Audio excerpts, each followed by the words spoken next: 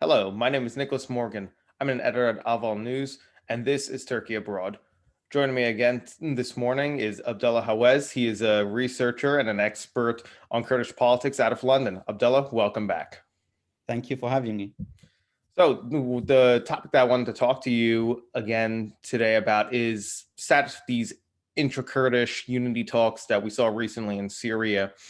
We had a round take place, I believe, towards the end of February in Qamishli, and it brought together the PYD, which is the main political party for the Kurdish SDF, the Syrian Democratic Forces, operating in the region, and they had a number of other Kurdish factions join to the meetings, but there was one member that was notably absent for what one representative called unknown reasons, and that was the KNC, the Kurdish National Council.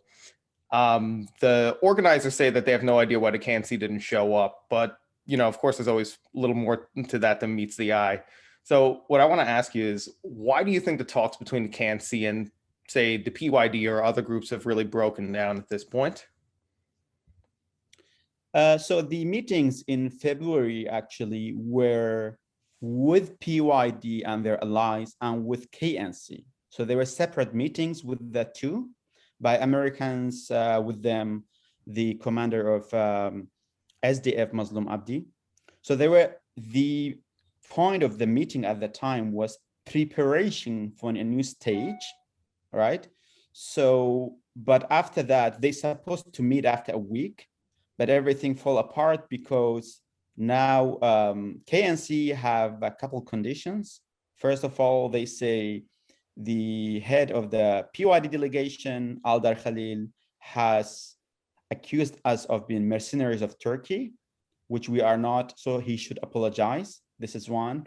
The second is they say there has been an uptick of arrests in northeast Syria, and this also must stop before the talks resume. And the other side obviously rejects. So for now, the negotiations have stalled for a few months actually.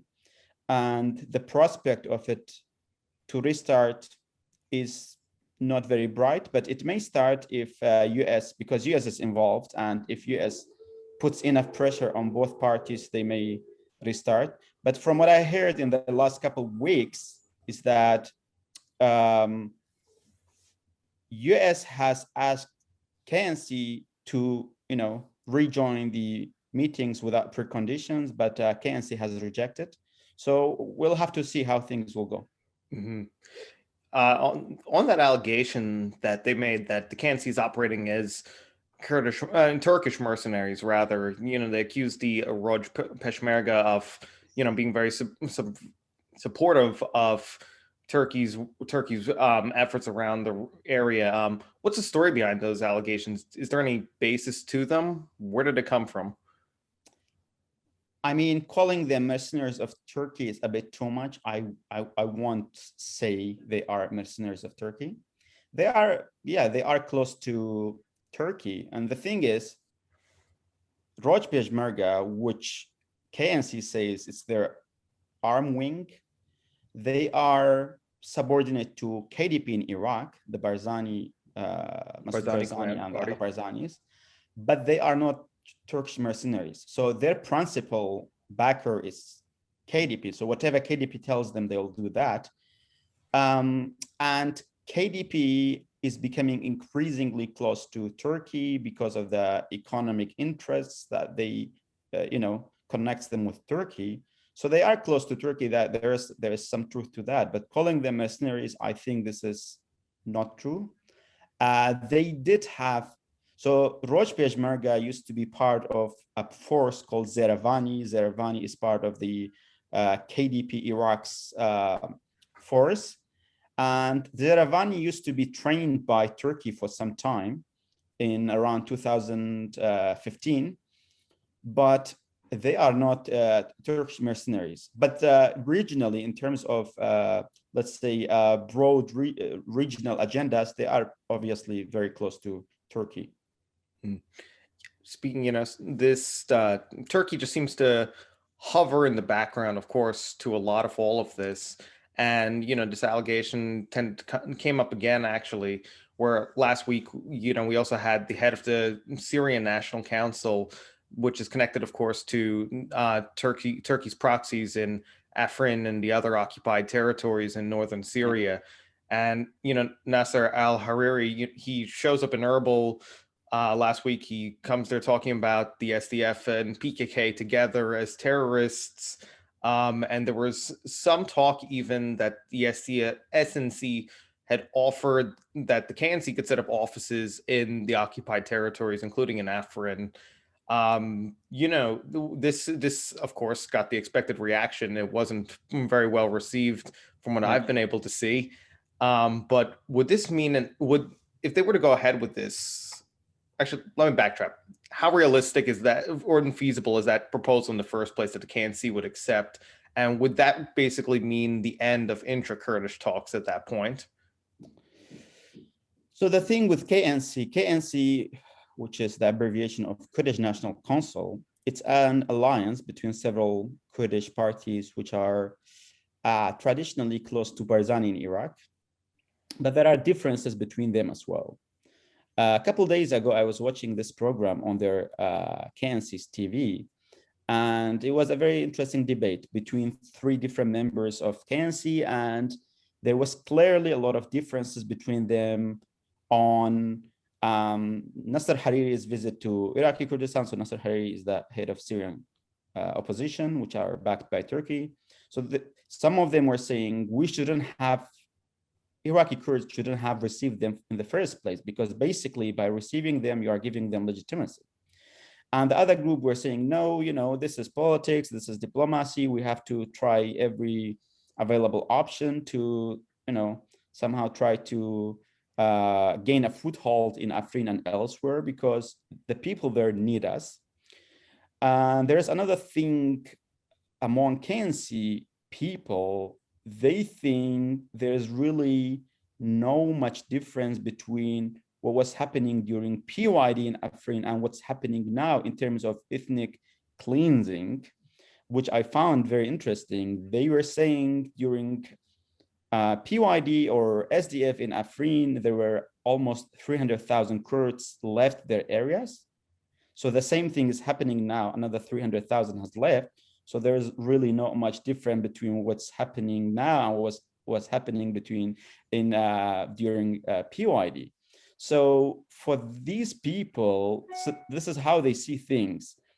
They try to say, okay, we are not happy with what's happening in Afrin, but you are not better. And from what I have seen, most of the heavyweights within KNC are leaning towards Syrian opposition. And so in terms of having a presence in Afrin, they seem to be open to the idea, but they say if we go back, we should be able to protect our own offices. So there should be we should have our own guards.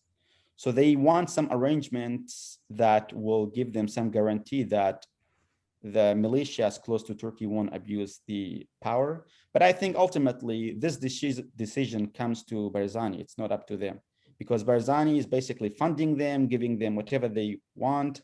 And Barzani is basically the person who has support in Syria, not these parties. I think these parties doesn't have a lot of support. The support they have is because of Barzani in Iraq. Mm-hmm. So whatever the ultimate decision when it comes to this is up to Barzani, not to the KNC.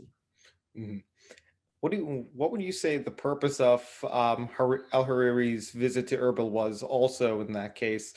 Because it had a bit of an inflamed reaction from, naturally, the PYD side and a few others, of course, and almost everyone sees him basically as operating as a Turkish proxy. Yeah. And, it almost comes across as like, this wasn't of his own initiative. Was this just Turkey trying to throw sand into gears? Can you give us some clarity on this, or your assessment at least? I mean, everyone, not only with PYD, even KNC agree Nasser Hariri is basically a Turkish proxy. Even they agree on that. They don't disagree, but they say, okay, here's the thing. Okay, we accept that Turkey is against Kurds, or so as they say, but it's the same with Iran, the same with Iraq, the same with Turkey. We cannot fight all these countries together. We have to find a way to work at least with one of the regional powers. And we prefer Turkey over Iran. So this is how they see it, actually. So for them, they say, yes, Nasser Hariri is a Turkish proxy, but now Iraqi Kurdistan has good relations with Turkey. We can actually capitalize on these good relations for us to gain a foothold in these areas where Turkey is controlling. And they say, okay, what's the alternative? The alternative is that things will get worsen. At least now we can, try to have, let's say, offices, and we can hear to the people, and we can become their voice. This is how they see it. How realistic is that? Probably not very realistic, given how things are on the ground, because these things, it's nice to have, some chat on a TV, but on the ground, things are much messier. You have multiple different militias. Each militia, obviously, they are Turkish proxies, but there are a lot of actually intra rivalries within the factions themselves. So it's more complicated. And in these areas, the truth is, if you don't have your own force on the ground, if you don't have hard power, you cannot make much difference. Mm-hmm. And there's two elements in there that I'd like to go a little further into, and that would be the Iran angle, of course, and the KDP's growing closeness with Turkey. Of the two, I'd like to start actually with the KDP's one, because I found it. I've been trying to keep up with the case against the three journalists that were arrested in the KRG, and they were accused of being PKK operatives. And in our last podcast, we spoke quite a bit about the dynamic between the PKK and the Sinjar agreement, and of course where that ties in with the KRG's position on it. But do you think that as the KRG grows closer to Turkey in this case, given the kind of other allegations against the prosecution of these journalists, that it was politically motivated, and so on, do you think that they're beginning to use the PKK in some ways as sort of like a scapegoat to solve some of their own kind of like domestic quarrels? What do you think? Yeah, the thing with these journalists is that they are not PKK. I have been following this closely. Actually, they do have a lot of criticism of PKK. This is the thing. They do, but here's the thing that some people, outsiders, may not understand. For Turkey, PKK may be a terrorist organization, but for Kurds, it's a Kurdish movement. It's normal. It's just like KDP, PUK, and other Kurdish factions. This is how it's seen within the Kurdish population. So, and the thing with PKK, because they are fighting Turkey and there's the biggest Kurdish population is in Turkey, a lot of people actually have a lot of respect for PKK in Iraqi Kurdistan.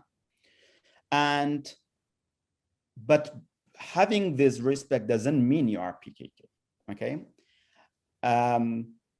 So when it comes to these journalists who were arrested, as you said, they have been used as a scapegoat, but I think KDP has two goals here. First of all, suppressing dissidents and opposition, especially in areas which Barzani sees as his stronghold. For example, one of the leading journalists who was arrested was Sherwani. Sherwani is a tribe. Sherwanis are actually part of the Barzani Confederation. So it's a very sensitive thing for Barzani to have somebody who is tribally very close to them, criticizing them in such a style. So this is one of the things. And another, they are putting this PKK label on them to somehow tell Turkey, see, we are actually clamping down on PKK. So economically and politically, they try to use it as in a way to benefit them in their relations with Turkey. Especially now, we have seen US role, whether we like it or not, is declining. So I think automatically that means Kurdish factions' reliance on regional powers will increase. It's just a natural process. So KDP knows that. And I think the relation for Turkey is very strategic and important for them, because it's basically, it ensures their it ensures their protection in the future in a way. So they are using this to tell Turkey, you know, we are clamping down on PKK and all that. So this is the story of these journalists. But I'm telling you, these journalists, and the funny thing is, the KDP released a video, which they call them confessions from these journalists. They used quite a few photos and other things that supposedly proves their closeness to PKK. But these photos are old, and these journalists have been publishing it on their own Facebook. So there's no secret. And they have been publishing it 10 years ago. For example, they had, one of them had an interview with Jamil Bayek, the PKK leader. He had published it on his Facebook 10 years ago. And now they're using it as a proof that these people are close to PKK, which I find very absurd and completely untrue. Yeah, I remember seeing that they were accusing them of, you know, basically they were saying that what is basically on the ground reporting or interviewing, journalistic, tradecraft, etc., they were trying to disguise it as, they were trying to portray it rather as intelligence work, basically on behalf of the PKK, which, you know, I found personally very, very jarring to see. And a lot of international organizations seem to have called them out on it. And this is all happening, correct me if I'm wrong, is the KRG itself is going through a lot of economic troubles on its own that perhaps maybe they're trying to distract from as well, right? So the thing is, we have, as you said, yeah, there are a lot of economic problems right now, but there is more to it, I would say, than only economy. So since 2019, we have a new prime minister, which is Masroor Barzani. Some people may confuse because it's all ends with Barzani, but there are differences between them. Before that, you had Nechirvan Barzani, which is his cousin. But when it comes to practicalities and, you know, some details, they have differences. Especially Nechirvan is more open-minded when it comes to certain things, and he understands you have to keep a certain level of freedoms to have, you know, this international support. He was more understanding of these, you know, nuances and let's say details. But Masroor is much more, let's say, he's more thick-skinned, and he is much less tolerant of criticism. So since he has come to power, freedoms have actually worsened, deteriorated quite a bit. So this is one of the major reasons for why things are becoming worse. And unfortunately, I also think it has to do with the US role. Automatically, as US role declines, they would become less dependent on Western support, which means they would care less about what the West says about freedoms.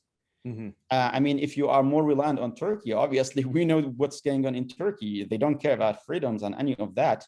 So that would make them, you know, less careful about what the West says. Obviously, they still do, because there's the West, or especially they still have substantial influence in Iraq and in Kurdistan.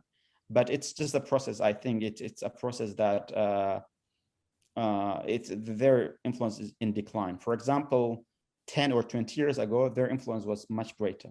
And speaking of this declining American role and just kind of how it plays into whether it's the dynamics in Syria or the dynamics between the KRG and Turkey, this is all been a much longer process than just say, you know, the easy answer might just be, well, this is the 4 years result of the Trump administration, or, you know, this is just a sign that Biden's team is right, that the Middle East isn't even a top 3 priority for them, as one of their members put it.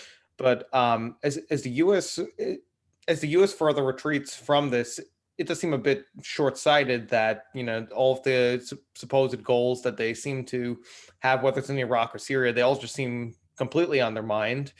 by backing away just too soon. And, for a lot of, I know that for a number of Kurds that I spoke to, they saw at least in President Biden somebody who'd be more committed and that won't hand them to the wolves, or that was shorthand for Turkey in a lot of cases. Yeah. What does all this do you think that Biden's going to slow down any sort of like decline overall, or do you think it's just going to continue along a pace that's been set before him? Especially with, of course, we have the tension with Iran, which, I'll Yeah. ask you about next, but Yeah. let's stick with Biden. First of all, the thing with Biden, I was never one of the people who was very optimistic about Biden coming to power and becoming more, the savior of Kurds. It's just, obviously, I understand US has its own interests and they have their own priorities. It's just understandable. But for Kurds, Western support, especially US support, is extremely important because unlike the other countries in the region, Kurds don't have a state. So reliance on Western support is one of the very crucial reasons why you have, for example, a constitutional entity in Iraq. So this is why Kurds really, unlike the other countries in the region, they care much more about what's happening in US because it's just important for them and for existence, especially political existence in the region.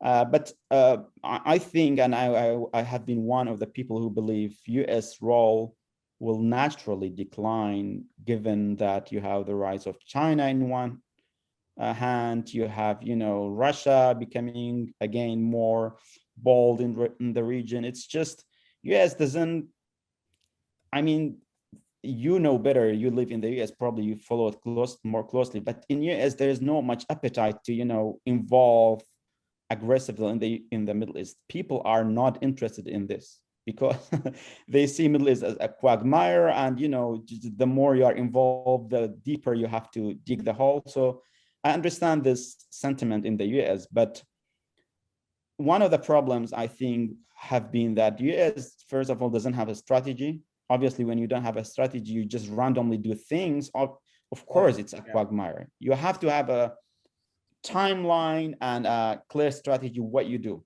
If you follow it, obviously, it becomes much easier. But US doesn't have that. So I think what's happening and what will happen in the future is really not good for Kurds. This is why you see Kurds are resetting their priority. And obviously, Kurds are not a homogeneous nation. You have different factions, close to different regional countries, which by the way, I understand. For example, in the case of KDP, probably the available options you have is either Iran or Turkey, because your immediate neighbors are Iran and Turkey. And given that you are a weak player, you have to rely on a bigger country in the region. So in the case, for example, of KDP, they have chosen Turkey because economically it's more beneficial, and this is your lifeline to the world. And in the case of, for example, PKK, they tried to have a channel with Iran and their allies in Syria, which is again understandable, because if you are fighting everyone at the same time, this is crazy. You cannot keep up, and it will be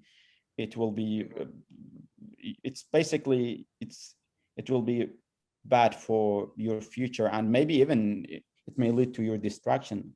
Mm-hmm. This one will then segue right into Iran, because of course, Iran plays a part, whether it's in, just how embedded it is across, like, say, in Iraqi politics or in Syria, or even like giving the US any sort of rationale, however serious it might be, about staying in the region. And we had that war of words between the Turkish ambassador and the Iranian ambassador, and so on, after the failed hostage rescue mission last month and the rocket attack on Erbil. After that, I actually had a podcast episode with Caroline Rose. She's an analyst at New Lines, and she suggested that in the latter case, the rocket attack, it was a signal to Turkey also from Iran by going after the KDP, or the KRG rather. And, of course, we have thousands of militia now pouring right into Sinjar. after the agreement that you and I spoke about in our last podcast. What do you make about this heightened Turkish-Iranian tension? Like, how is it morphing again? The situation for the Kurds right now in the region, whether it's the PKK or some of the other factions that we've been talking about. Yeah, the thing of what's happening in Sinjar, which may be the manifestation of what's happening in the bigger region, is that, as you said, it's probably the rockets, were also a signal for Turkey. I agree with this assessment. Sinjar, the thing with Sinjar, it's geopolitically important for every actor who's involved, because Sinjar, first of all, it's very close to, it's basically the gate to Syria from the north. And also because Yazidis, given that they are very, very divided, they have unfortunately become a good tool for everyone to use them to enhance their own goals in this region. And so this, what's happening in Sinjar, I don't think there would be any direct, first of all, confrontation between pro-Iran militias and Turkey. That's unlikely, for at least from how I see things, because this will be basically a major escalation from both sides, which I don't think Turkey will risk, because before, even if Turkey has not sought Iraqi approval for their operations in Iraq, at least they tell them beforehand. They're like, you know what, we don't care if you approve or not, but at least we will have an operation so that you know what's happening. But in the case of Sinjar, it's more complicated, because basically it's controlled by Iraqi forces. You have Iraqi army there, you have Hashd al-Shabi, or Popular Mobilization Forces, pro-Iran militias. You have lots of Yazidi forces there as well. Some of them are pro-PKK, some of them are pro-Shia militias. And then you have KDP, who also have support among some Yazidis, but they don't have much, existence on the ground. So the situation will remain complicated for now, I think. And both Iran and Turkey are going to use it, obviously, to further their influence in the region. But at the end, they will try to find maybe some compromise. I don't know if that's possible at all, but I wouldn't expect a major escalation. I think for now, what will happen is that there would be no ground operation, but Turkey will increase its probably airstrikes, targeted airstrikes against certain targets in Sinjar. Well, Abdullah, there's certainly a lot that I feel like we can continue to go with, but we're approaching the end of the program, so I would like to thank you for coming back on to Turkey Abroad, and we're going to continue to stay on top of all the developments here, and you're always going to be our go-to to help really just sort of make sense of all the noise. So again, I appreciate you for coming back onto the show. Thank you, Nick. My name is Nicholas Morgan, and this is Turkey Abroad.